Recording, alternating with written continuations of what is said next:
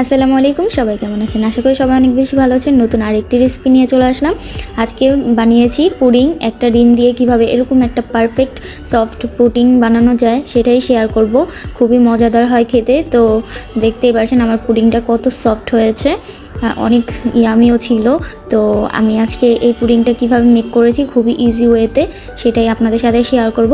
তো চলেন রেসিপিতেই চলে যাওয়া যাক। তো ফার্স্টেই আমি একটা প্যানের মধ্যে 1 কাপ চিনি নিয়ে নিয়েছি। চিনির মধ্যে একটু পানি অ্যাড করেছি, করার পর ভালো করে নাড়াচাড়া করে এটাকে আমি ক্যারামেল বানিয়ে নিব। তো চুলার আঁচটা থাকতে হবে একদম মিডিয়াম। চুলার আঁচ যদি বাড়ানো থাকে তাহলে ক্যারামেলটা পুড়ে যাবে, পুডিংটা খেতে ভালো লাগবে না, তিতা হয়ে যাবে।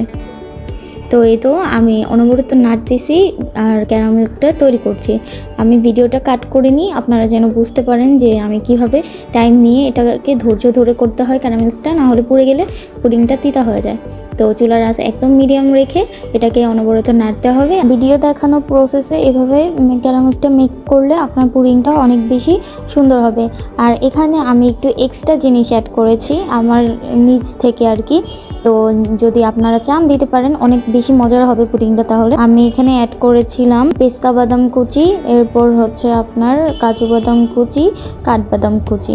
এরপর দিয়ে আমি ক্যারামেলটাকে কেমন কালার করেছি সেটা হয়তো দেখতে পারছেন। তো এরকমই পুরানো যাবে না, এরকম লাল লাল একটা কালার করে নিতে হবে। তো আমি ক্যারামেলটা হয়ে গেছে, বাটিতে ঢেলে বাটিটাতে সেট করে নিলাম। এখন আমি চলে আসলাম একটা পাত্রে, একটা ডিম ফাটিয়ে নিলাম, দিয়ে দিব 1 কাপ চিনি।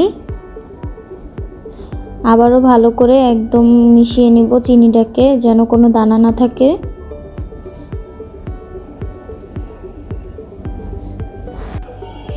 দুইটা এলাচ গুঁড়ো করে দিয়ে দিলাম, এতে করে ডিমের গন্ধটা থাকবে না। আপনারা চাইলে ভ্যানিলা এসেন্সও দিতে পারেন। এখন দিয়ে দিব স্বাদ মতো লবণ। মিষ্টি খাবারে লবণ দিলে ভালো লাগে, আপনাদের যদি মনে হয় দিবেন তাহলে দিবেন।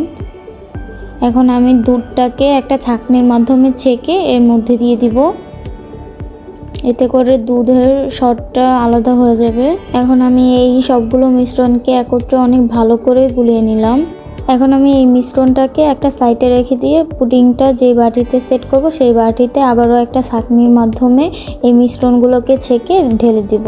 দেখতে পাচ্ছেন আমার ছাঁকনিটাতে কতগুলো লাম্পস জমেছে। এগুলো পুডিংয়ের মধ্যে দিলে পুডিংটা জমবে না ভালোভাবে। তো আমি একটা পাতিলাতে গরম পানি দিয়ে দিয়েছি, পাতিলার ভিতরে একটা স্ট্রেনার বসিয়ে এটার মধ্যে আমি বাটিটা দিয়ে দিলাম ঢেকে।